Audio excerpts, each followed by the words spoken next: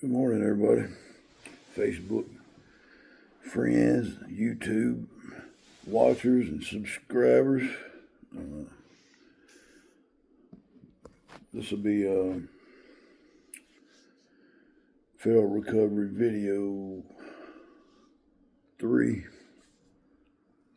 A little early, man. I can't sleep past 2 or 3 in the morning, so I'm going to try and start doing these videos before I get in the car to get to work. Today's Sunday, so I don't have a lot going on. I got 2 groups I've got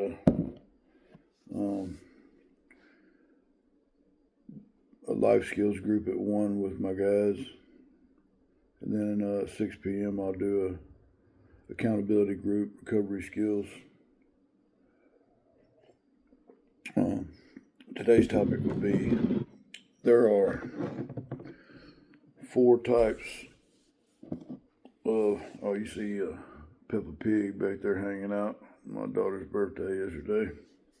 She's in the Peppa Pig phase, so yeah, there'll be 4 types of triggers that can lead to relapse in general, and any other types of triggers tie into these. So it's important to learn these things. Once you can learn what your triggers are, which ones you're more apt to fall into, then you can learn to start dealing with them, right? So this week we'll talk about the 4 types of triggers. I've got them wrote down here because my memory's not so great. So number 1 would be environmental. For those of y'all that don't know, environmental would be like old people, places, and things. These would be old friends and relationships, especially females, guys, especially fall into this one early in recovery. Instead of getting themselves together and finding a woman that falls under the guidelines of where they're trying to be, they just take the easy way and go with the old. And a lot of times those old relationships are toxic, whether it be the girls using or just high levels of drama, however that looks like. Then you got old friends.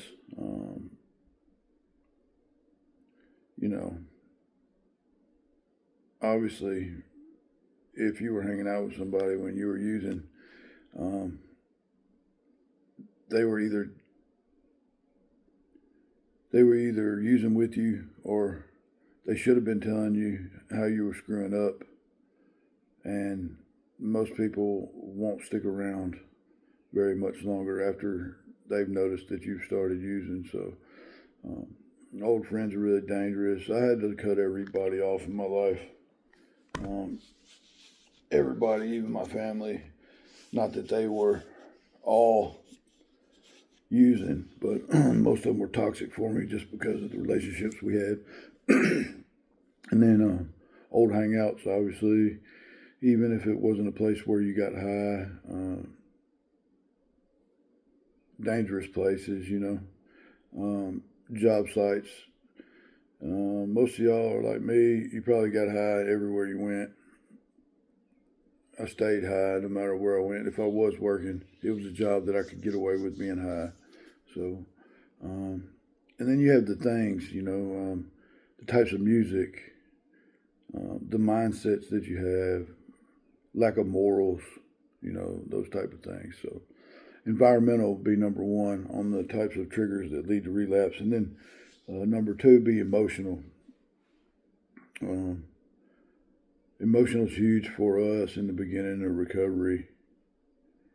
Learning how to feel those emotions without the mask of drugs, you got stress, anxiety, depression, anger, just the general feeling of emotions in the beginning of recovery seem overwhelming. So learning how to deal with those, allowing yourself to argue with others over simple things. Something as simple as getting your tray at McDonald's and it had a speck of dirt on it and you just want to throw a fit because you want to be an asshole. Or arguing with somebody over something that's trivial and takes away energy from what you should be focusing on, which is yourself and getting yourself together and working on your goals list for the day and getting right with Jesus, getting your mind right, emotions, man. And doing too much too fast can cause anxiety anyway, so you've got to learn to limit your emotions throughout a day to the things that have to be dealt with. So we've got environmental, one. Number two, be emotional. Emotions in general, stress, anxiety. Don't reminisce on the old days and bring up that feeling either. That brings a lot of emotions.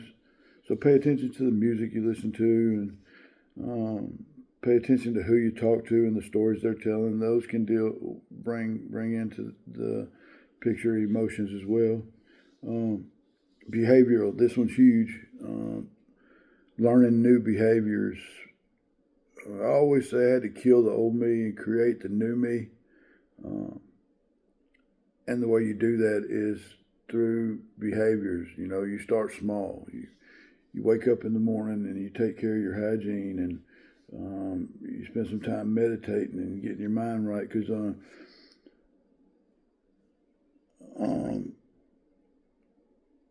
bad routine leads to bad places, man. And it doesn't just happen overnight. We built that addictive personality and addictive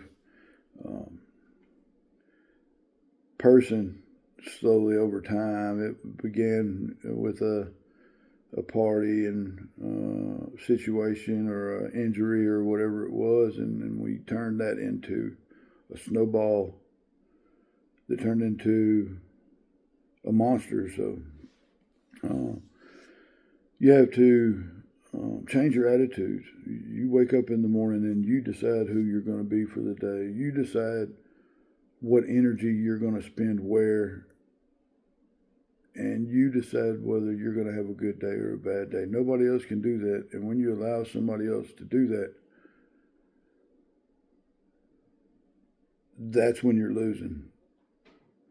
I see guys all the time getting in a fight. Well, such and such did this, and I'm sick of this shit with this dude. And unless that man is in your pocket, unless that man has his hands on you, you don't have any right to be doing anything with him. People lose focus. You have a life you need to live, and you have people that count on you. If you're a father, you need them kids in your life, and you need to be there for them. You need to lead by example. If you have a wife, she needs your energy at the end of the day. Not the 10 people you had to argue with throughout the day because you haven't humbled yourself enough to just let them be them and be your own person.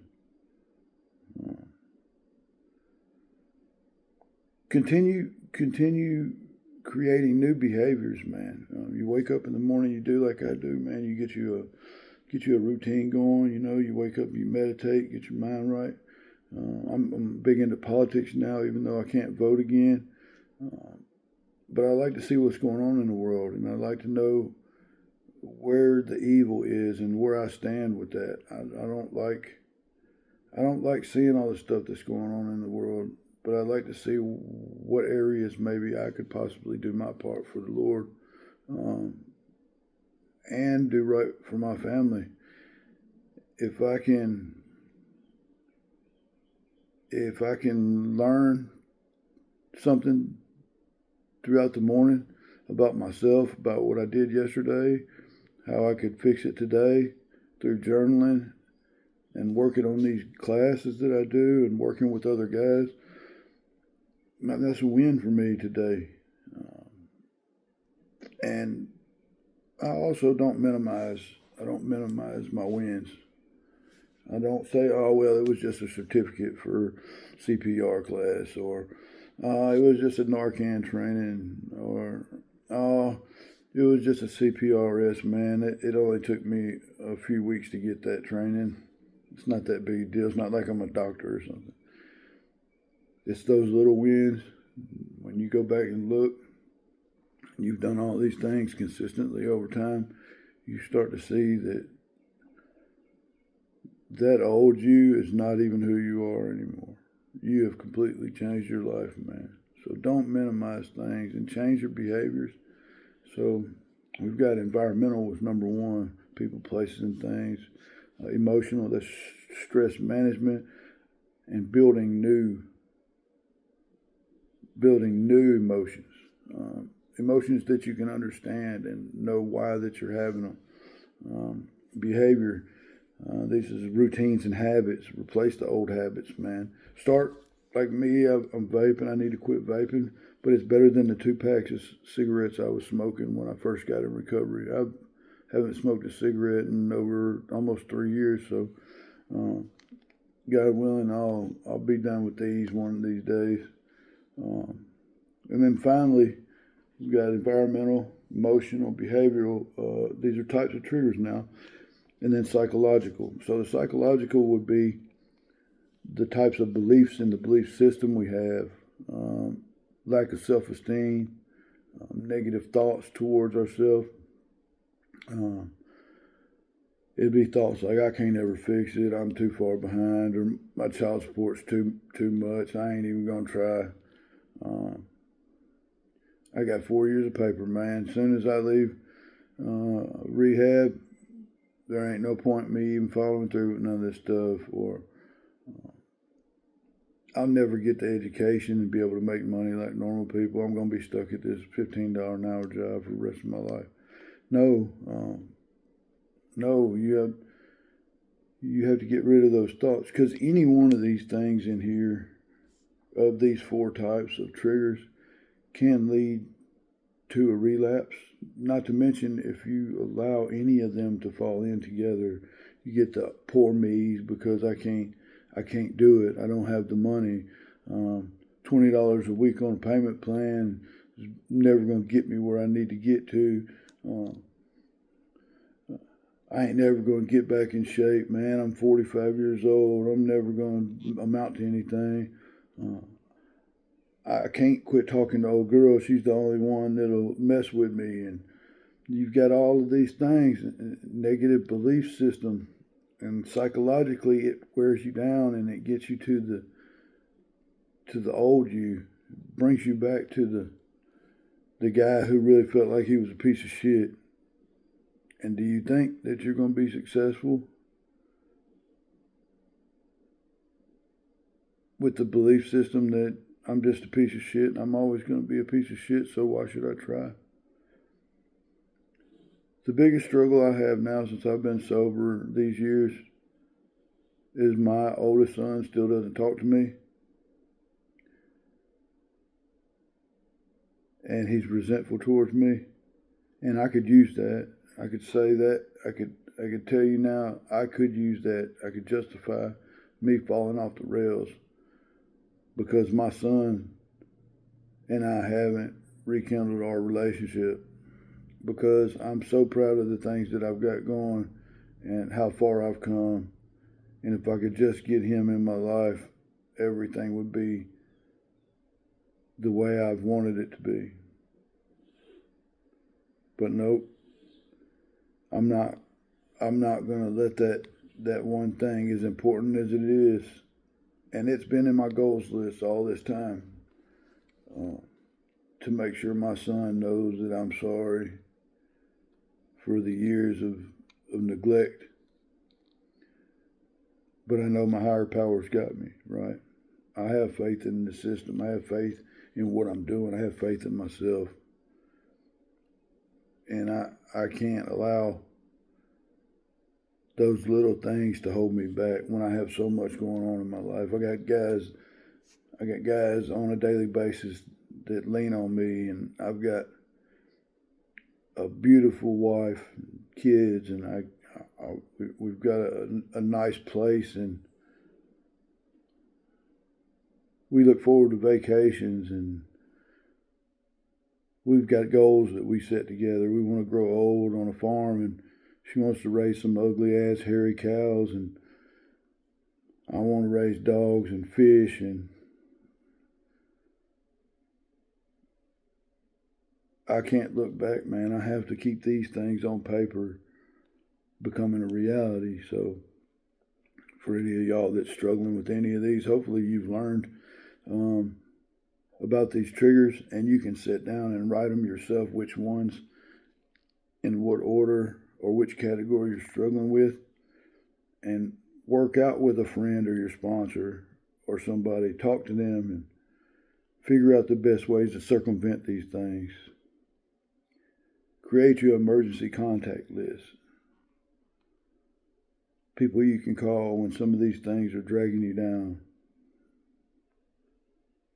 Don't allow anything to make you take those steps backwards. To anybody that's watching this video, I'm proud of you. Taking the time out for yourself, learning who you are and figuring your stuff out. It's a humbling thing, but it's also the biggest way to grow and become the person that you should know that you can be up here. All right? I love you guys. So that's the 4 types of triggers that could lead to relapse this week. I'll do a recovery skills video later on in the week. I think I'm going to do Sundays will be my relapse prevention, and then recovery skills will be maybe Fridays or Thursdays or something. I'm trying to figure it out still. Y'all just bear with me. And any ideas of things or topics that you'd like, just send them on. We'll go at our own pace and figure this thing out as we go together. All right. Love you guys. Have a good day.